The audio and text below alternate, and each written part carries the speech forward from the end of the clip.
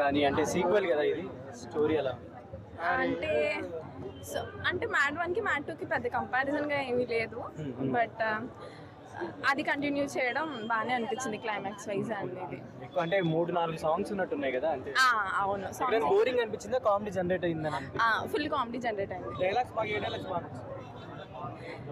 వాళ్ళంతా గోవా వెళ్తారు కదా, ఆ డైలాగ్స్ అన్ని చాలా బాగా పెట్టారు.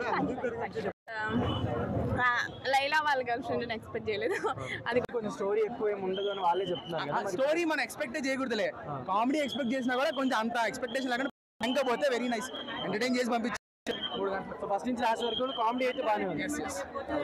ట్రైలర్ లో బాయ్ బాయ్ అన్నారు కదా, బాయ్ ఎవరు మూవీలో? సునీల్ సూపర్ బ్రో, బట్ మేము స్టార్టింగ్ మిస్ అయిపోయాం. బాగిచ్చారు.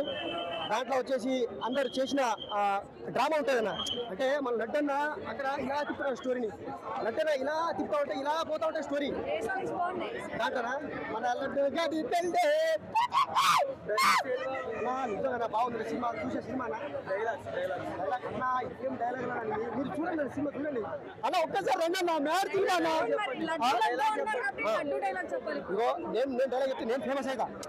మన లడ్డు కానీ పెళ్ళే బాగుందా సినిమా, అందరు చూడండి బాగుందా, పర్లేదు entertainment cinema, comedy genre cinema. అలానే తిరిగిస్తాను 5కి 3 ఇస్తా. అంటే అంటే ఎలా అంటే నా ఇప్పుడు ఫస్ట్ పార్ట్ చాప్టర్ 1 మ్యాడ్ అంటే చాప్టర్ 2 అలాగే ఉందన్నమాట. అలా అలా ర్యాకెట్ అలా దూసుకుపోలేదు, అట్నే ఉంది అది. పర్లేదు చూడొచ్చు, పక్క కామెడీ. ఎవరెవరితో వచ్చారు?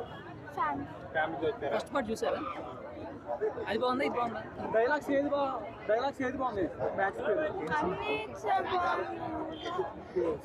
బాయ్ అంటే ఓకే, సినిమాలో మీకు ఏం నచ్చింది ఎక్కువ? బాయ్ అంటే చాలా బాగున్నాయి సాంగ్స్. ఓవరాల్ రేటింగ్ ఎంత ఇస్తావు పైకి?